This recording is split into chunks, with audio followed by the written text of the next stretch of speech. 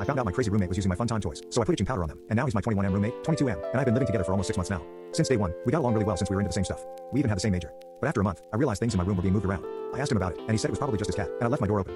Nothing was ever missing, so I shrugged it off until a few weeks later. He came home from clubbing wearing my shirt. Pissed off, I called him out, but he walked right past me into his room and fell asleep. The next morning, my shirt was hanging on my doorknob with a note that said, "Sorry." I dropped it off at the cleaners on my way to class because it stunk of beer.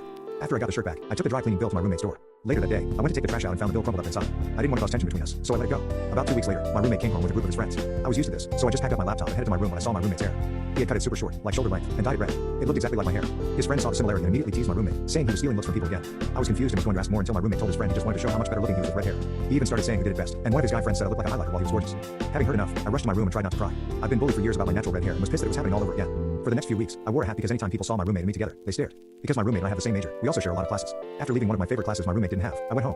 I put my keys on the hook by the front door and walked down the hall when I saw my roommate rush out of my bedroom. I asked what he was doing in my room, and he said looking for his cat. I was suspicious though because I